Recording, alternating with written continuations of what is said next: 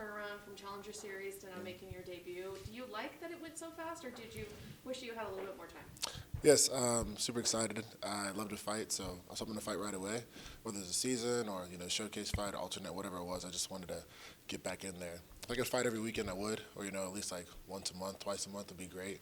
So the fact that I got a quick turnaround and able to come out here to Vegas, I'm really grateful and excited. And you got the fight the night of your last fight too, so is that the quickest turnaround you've ever had, as far as like from finishing a fight to finding out your next fight? Actually, no, funny enough, when I first won the Contender Series, same thing happened. It's the exact same thing. I didn't even know I had the fight yet. They just said, oh, Impa's got a fight 9 days or whatever it was. And I was like, okay, here we go. So this is the third time I fought twice in a month, like within 2 weeks. So, or fourth time now. So I love to fight. It tailors to me, and I'm ready to get after it.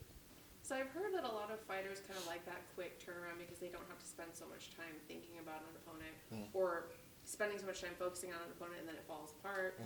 Is that part of the reason why you like going quickly into the next one? No, it's not so much. I get that. It's not so much for me like that I think about the opponent or worry about who it is, especially in my spot.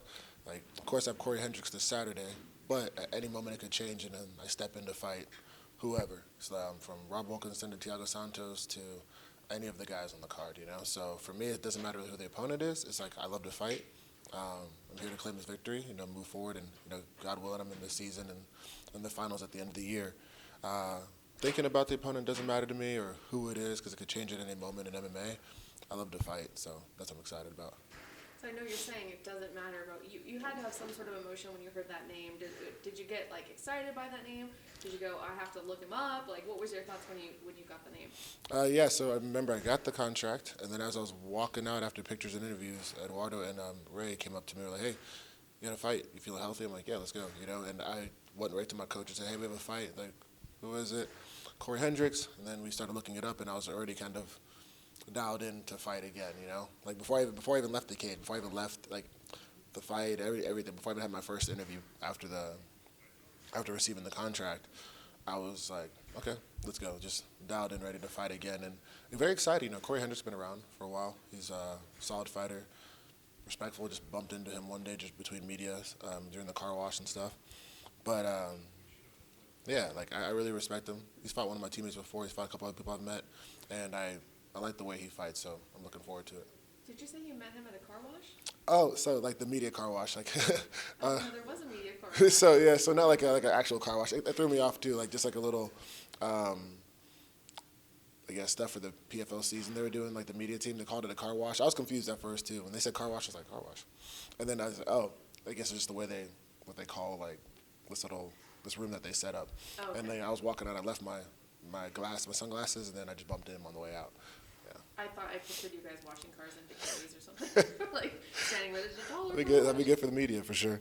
Yeah. That's funny. What kind of fight are you expecting from him? Do you expect to be able to get in and out there quickly like you did with Challenger Series, or do you think it's going to be three-round war? No, I believe that's my expectation for myself with any fight, that I can go dominate and finish a fight. I know he's an intelligent fighter. He showed that on the feet and on the ground. He's competent, right? He can do it all, and he's a veteran. So I really want to respect him.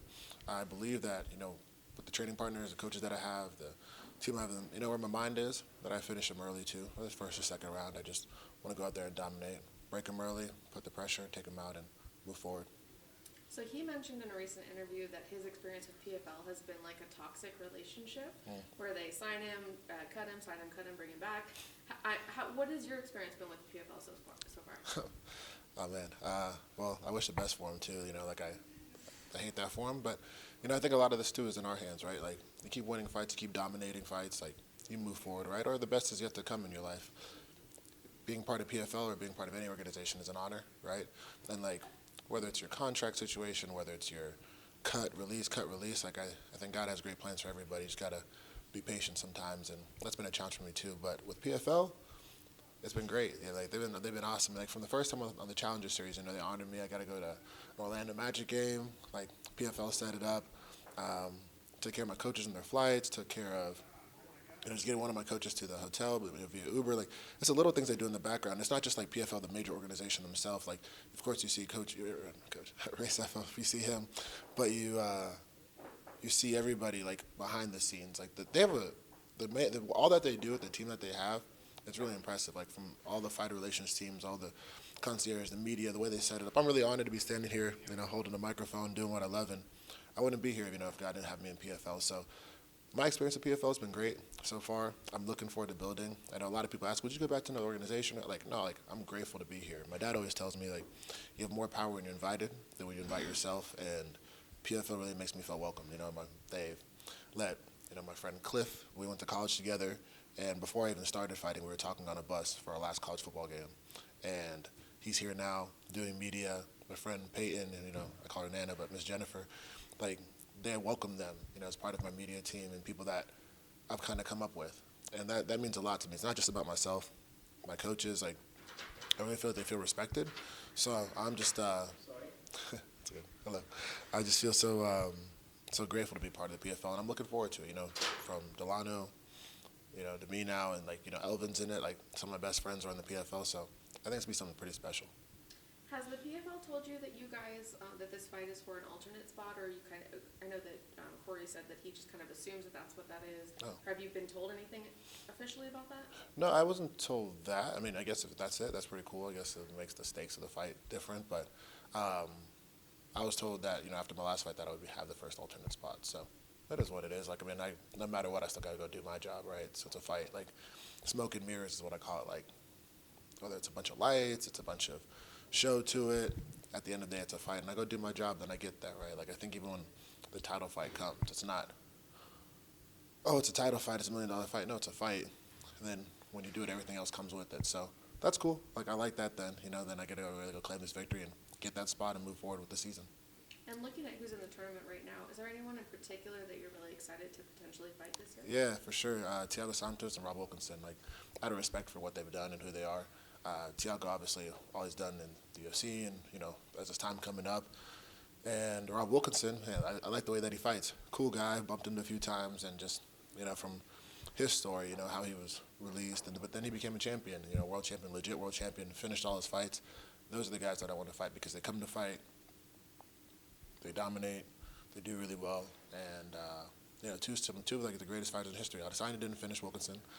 Jones didn't finish Thiago, and, like, it'd be awesome to go finish them, all due respect. Like, those are the guys. Like, I think when it comes to fighting and when it comes to being a fighter, like, not just, like, a prize fighter, all this, like, you want the challenges. You want the guys that are really going to make you bring your best version of yourself out, and I'm very grateful that I hopefully get to fight them one day.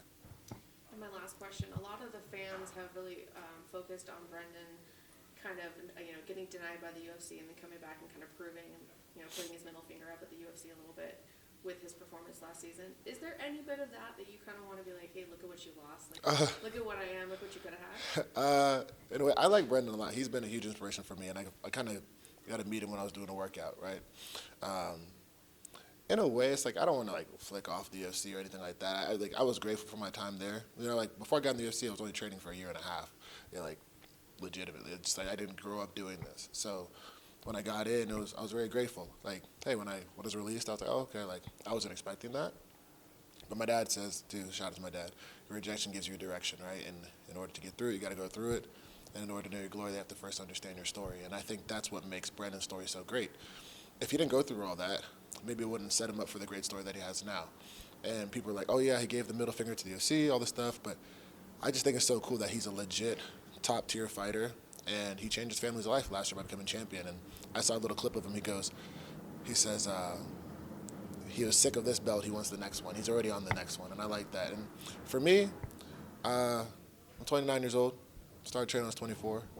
I'm super grateful to be here. The UFC was a big catalyst for me to get here, right?